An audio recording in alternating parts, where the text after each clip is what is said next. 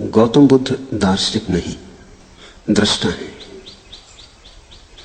दार्शनिक वह जो सोचे, दृष्टा वह जो देखे। सोचने से दृष्टि नहीं मिलती। सोचना अज्ञात का हो भी नहीं सकता। जो ज्ञात नहीं है उसे हम सोचेंगे भी कैसे? सोचना तो ज्ञात के भीतर ही परिभ्रमण है। सोचना तो ज्ञात की ही धूल में लौटना है। सत्य अज्ञात है, ऐसे ही अज्ञात है जैसे अंधे को प्रकाश अज्ञात है। अंधा लाख सोचे, लाख सिर मारे, तो भी प्रकाश के संबंध में सोचकर क्या जान पाएगा? आंख की चिकित्सा होनी चाहिए, आंख खुलनी चाहिए। अंधा जब तक दृष्टा न बने तब तक सार हाथ नहीं लगेगा। तो पहली बात बुद्ध के संबंध में स्मरण रखना, उनका जोर दृष्टा बनने पर है। वे स्वयं दृष्टा हैं और वे नहीं चाहते कि लोग दर्शन के ऊहापोह में उलझें। दार्शनिक ऊहापोह के कारण ही करोड़ों लोग दृष्टि को उपलब्ध नहीं हो पाते। प्रकाश की मुफ्त धारणाएं मिल जाएं तो आंख का महंगा इलाज कौन करे? सस्ते में सिद्धांत मिल जाएं तो सत्य को कौन खोजे? मुफ्त, उधार सब उपलब्ध हो, आंख की चिकित्सा की पीड़ा से कौन गुजरे? और चिकित्सा कठिन है और चिकित्सा में पीड़ा भी है। बुद्ध ने बार बार कहा है कि मैं चिकित्सक हूं। उनके सूत्रों को समझने में इसे याद रखना।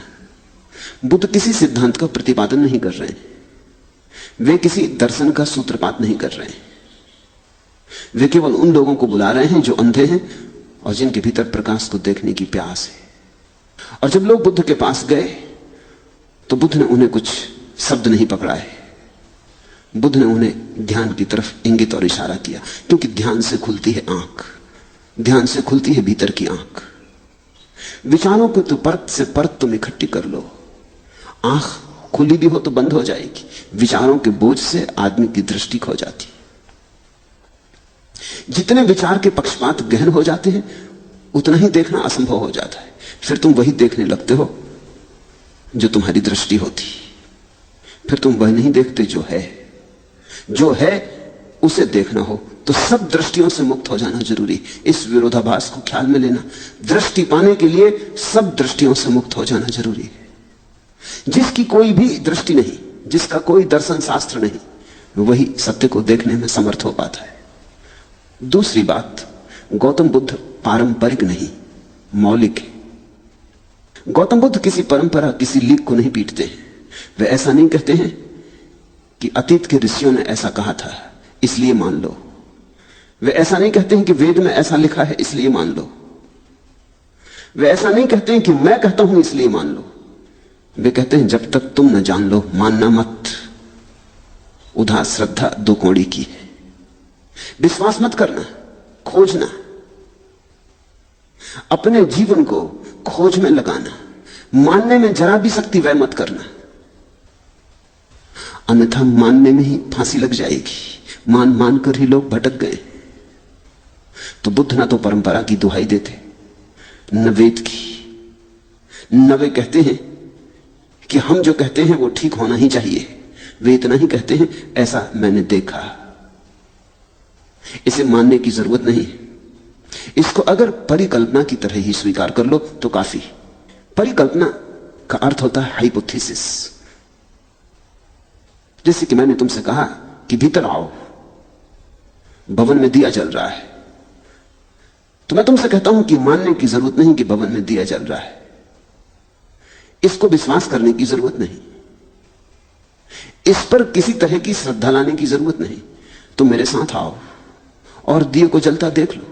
दिया जल रहा है तो तुम मानो या न मानो, दिया जल रहा है। और दिया जल रहा है तो तुम मानते हुए आओ कि न मानते हुए आओ, दिया जलता ही रहेगा। तुम्हारे न मानने से दिया बुझेगा नहीं, तुम्हारे मानने से जलेगा नहीं। इसलिए बुद्ध कहते हैं तुम सिर्फ मेरा निमंत्रण स्वीकार करो। इस भवन में दिया जला है, तुम भीतर आओ। और ये भवन तुम्हारा ही है, ये तुम्हारी ही अंतरात्मा का भवन। तुम भीतर आओ और दिए को जलता देख लो। देख लो फिर मानना। और ख्याल रहे जब देख ही लिया तो मानने की कोई जरूरत नहीं रह जाती।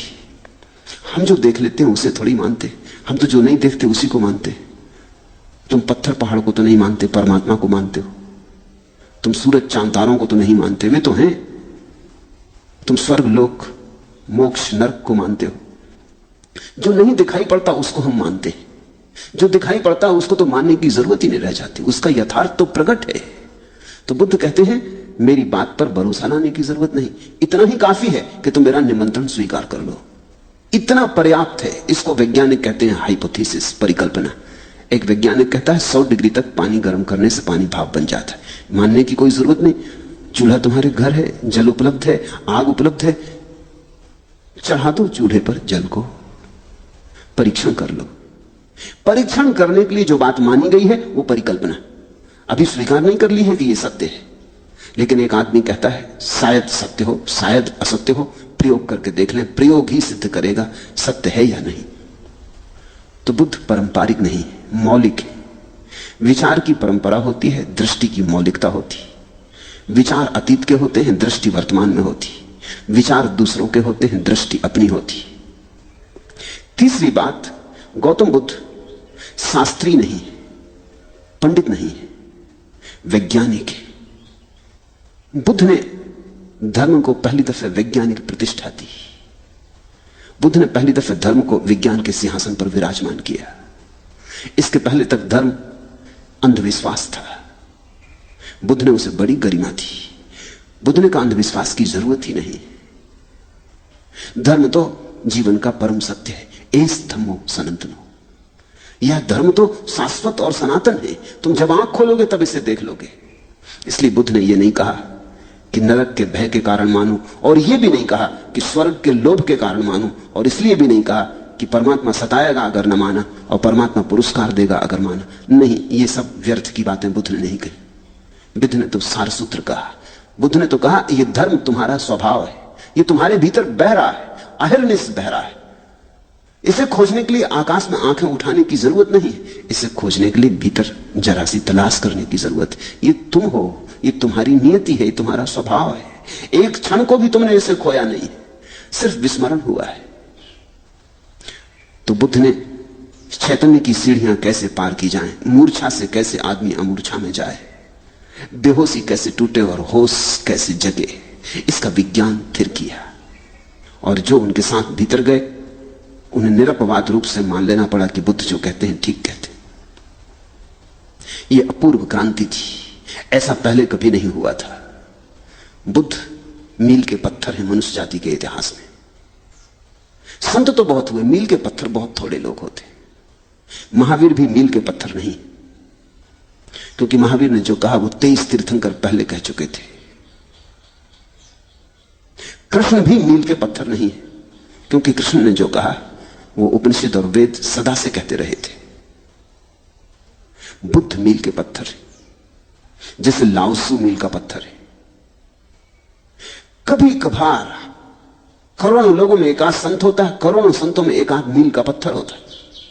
मील के पत्थर का अर्थ होता है उसके बाद फिर मनुष्य जाति वही नहीं रह जाती, सब बदल जाता है, सब रूपांतरित हो जाता है। एक नई दृष्टि और एक नया आयाम और एक नया आकाश बुद्ध ने खोल दिया।